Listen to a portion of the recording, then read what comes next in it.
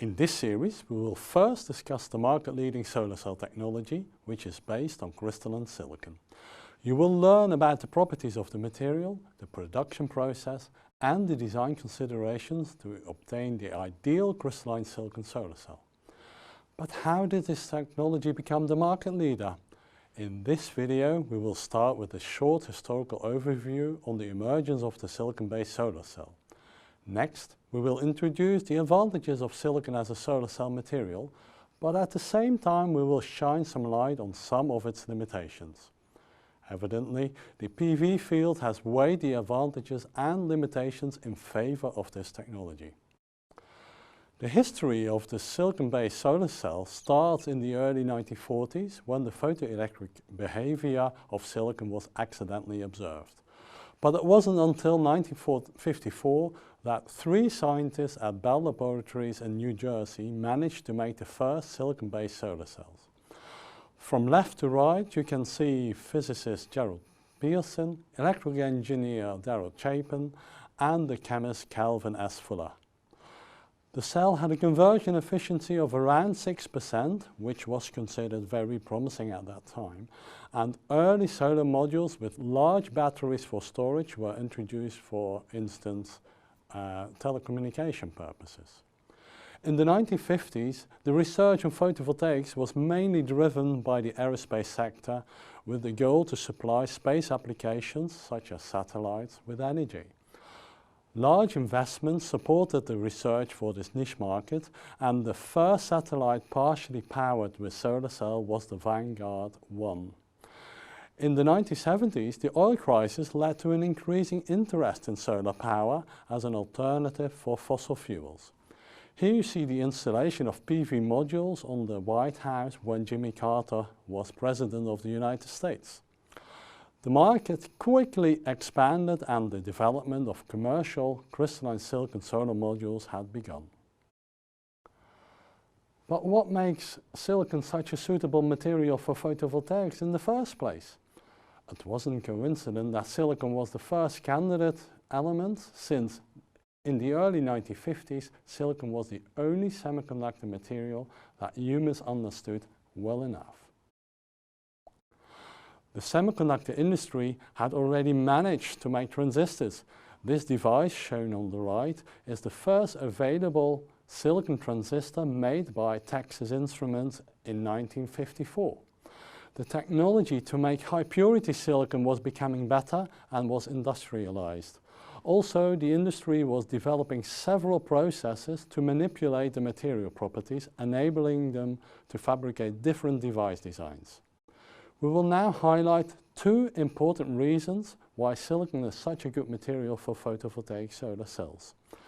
First, we will see that we have lots of silicon. Secondly, it turns out that the electronic band gap of silicon is close to the optimal value for absorption of sunlight.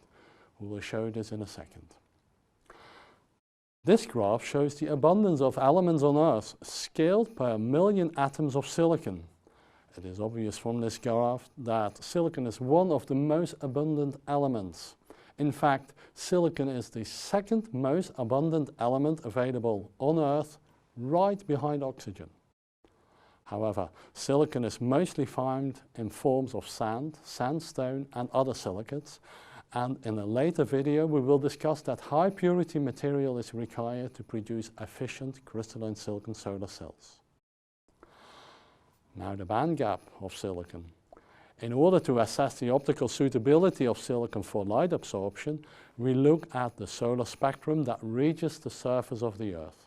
For that, we usually take the air mass 1.5 spectrum, for which the light intensity has been attenuated through 1.5 times the thickness of the atmosphere.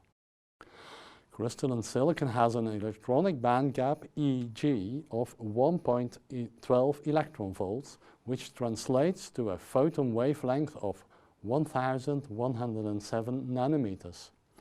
This implies that the part of the spectrum colored here in blue can potentially be absorbed by crystalline silicon, as photons with longer wavelengths do not carry enough energy to excite an electron from the valence to the conduction band in the material.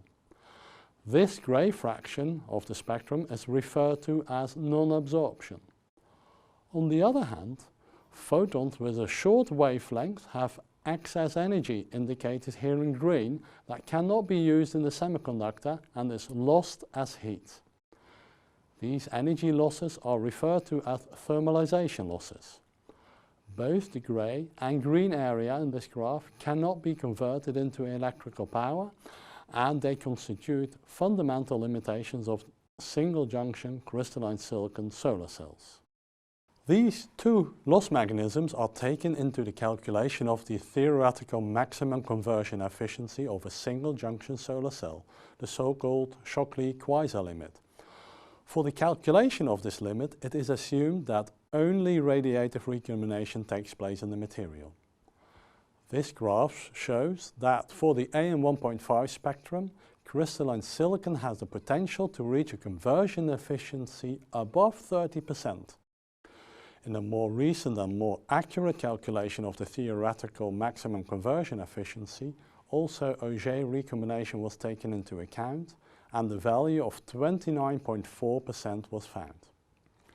However, the absorption coefficient of crystalline silicon is much lower than of other available semiconductor materials.